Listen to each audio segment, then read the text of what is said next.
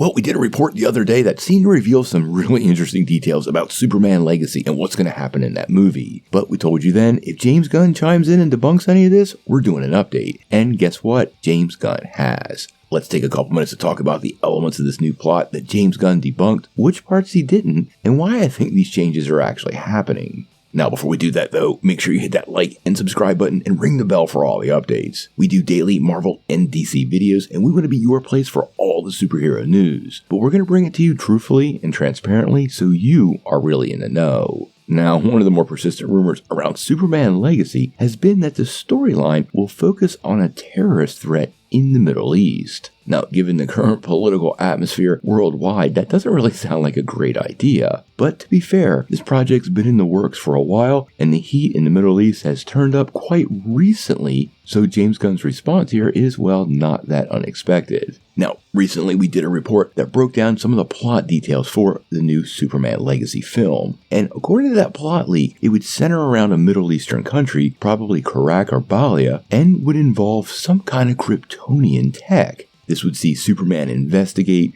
be labeled a terrorist, and see the authorities step in and face off with the Man of Steel. Now, like we were saying, given the situation in Gaza, it really made fans wonder if this was really true. And like we said, if Gunn debunked anything, we would make sure we bring it to you. And at this point, he has debunked that aspect of the story. In a response to a question on Instagram that said, "Please tell us the terrorist threat in the Middle East storyline isn't true," he responded with, "It isn't true."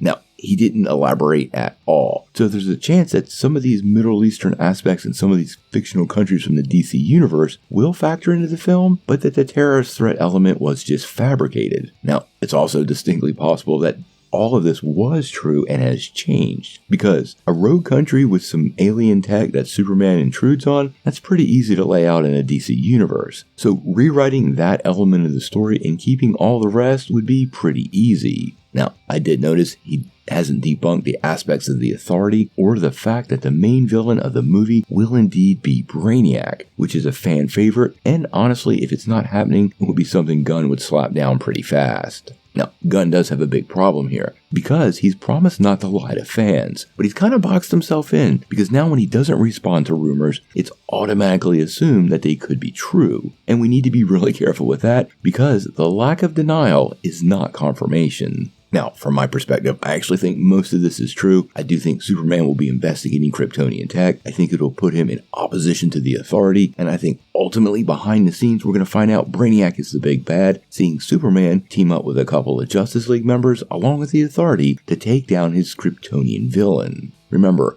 the Authority movie comes after Superman and before Brave and the Bold, so setting up the Authority in this movie is going to be really important, and I would not undercut how big of a part they're going to play. Now, obviously, we're watching James Gunn closely, and if he debunks anything else about this rumor, we're going to bring it to you right away, because it keeps us in the know from not only a source, but the source.